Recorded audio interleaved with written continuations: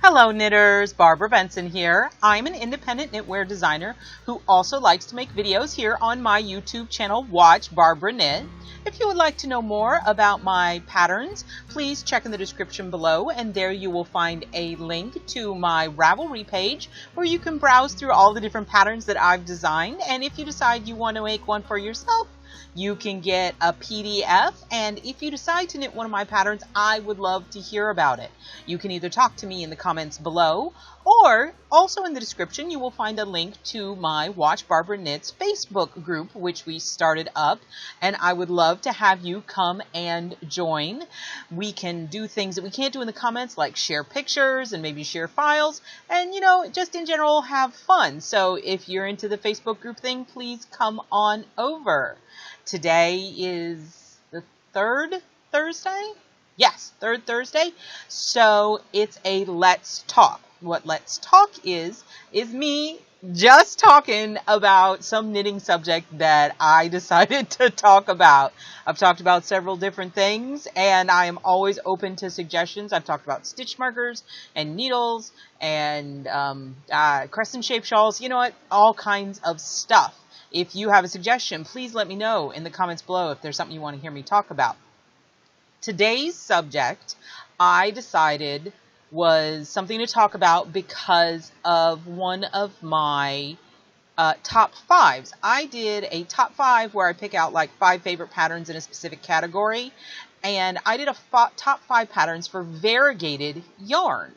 And that video has gotten a lot of attention and people asking questions and requests for even more variegated yarn videos. And I thought I'd just do a Let's Talk on choosing a pattern for use with variegated yarn. You have your variegated yarn and you need to find a pattern that will make it look great. Now, I want to talk about this, but I keep my videos around 15 to 20 minutes. I have to say, I am actually teaching a class in end of next week, end of the month, that is a 3-hour class on tips and tricks for using variegated yarn. So obviously I can't cover anywhere near everything in the period of time we have, but I wanted to at least touch on the highlights and let you guys know ways that you can work on better matching up variegated yarns with patterns. And the first thing that I want you to think about when you're evaluating a pattern is complexity. I wish it was easy enough, just a simple thing to say that you need to choose patterns with like no complexity, something very, very simple.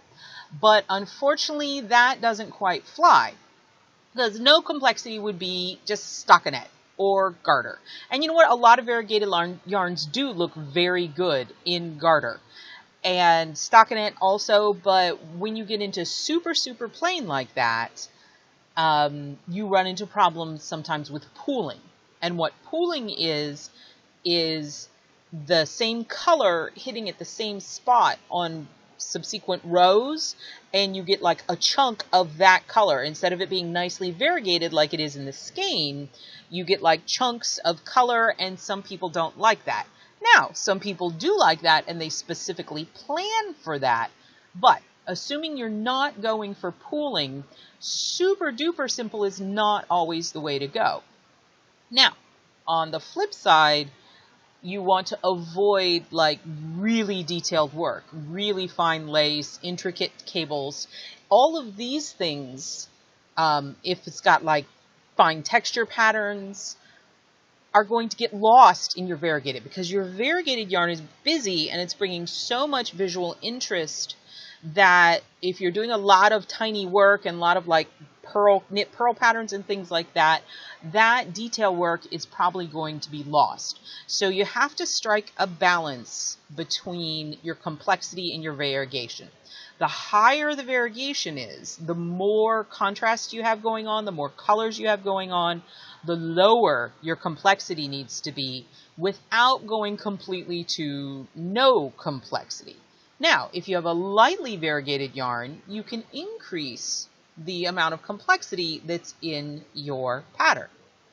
Now, let's talk about complexity, the actual fabric, things that work well in variegated yarns. Things that you can look for in a pattern that are usually going to help you with your variegated yarn is going to be something like slip stitches. I love slip stitches, and they do something that is really important when matching a pattern to variegated yarn, which is bring movement. You want movement in your stitches.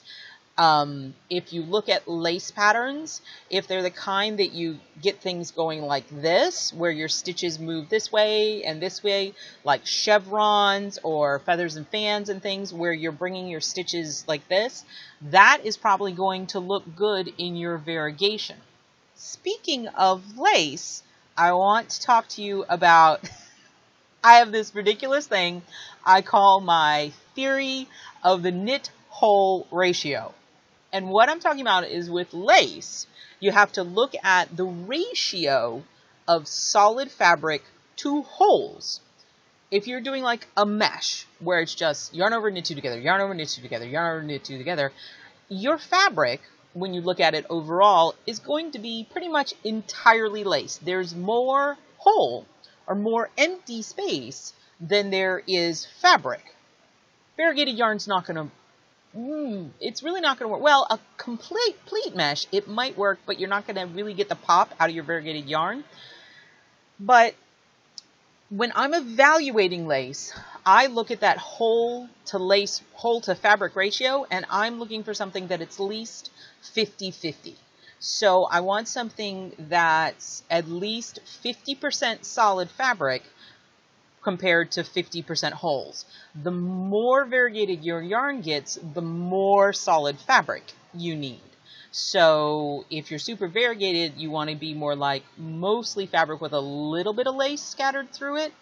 But if you're getting to the point where your lace pattern is mostly a bunch of holes with just a little bit of fabric holding it together, I don't think you're going to be happy with the resulting product if you knit it in variegated yarn, because you need enough fabric, enough stockinette, enough garter, enough whatever it is to actually allow your colors to show off.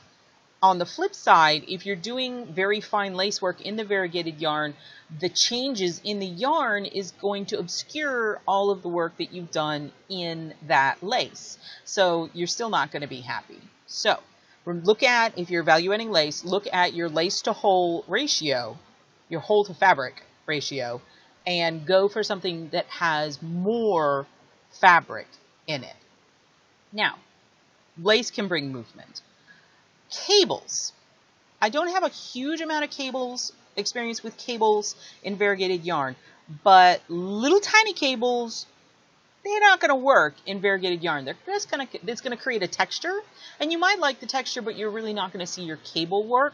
So if you want to do cables in variegated yarn, you want to go with beefier cables. Instead of just 1/1 or 2/2 crosses, get up to 3/3 or 4. Big chunky cables, big bold cables can work in variegated yarns and spaced apart, if that makes sense. Slip stitch cables where you're actually slipping stitches and then crossing them, they can also work in variegated yarn. And what the slip stitch is bringing to the party, and why I like them so much in variegated yarn, is that it's moving your yarn, it's moving your colors. So what'll happen is, depending on where your colors are falling, it's going to bring a color up from the previous row that wasn't present, and it's going to help break it up. Other things that can help break color up is lifted stitches.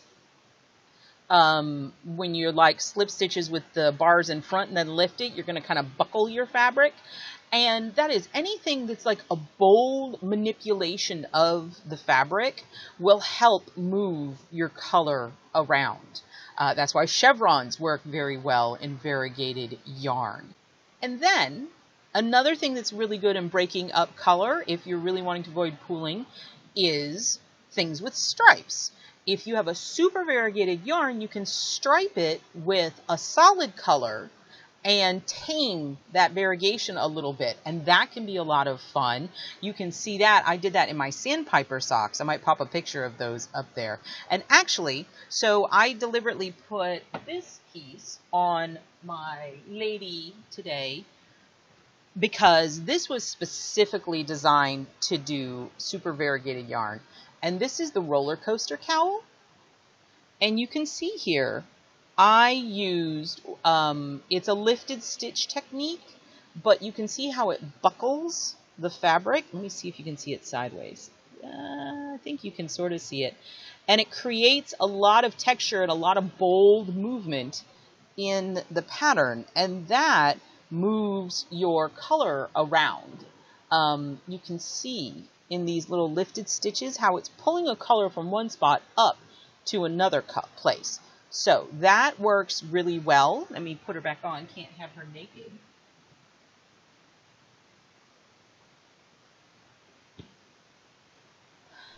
Oh.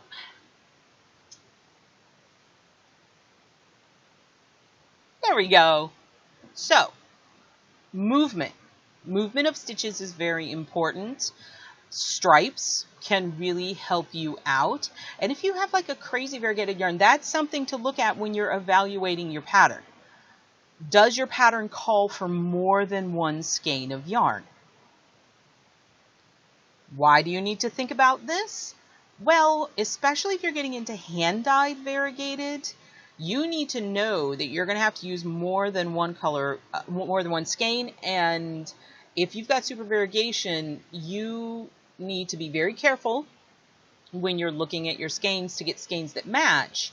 And when you're working, you need to, at least at transition points, stripe between the two different skeins.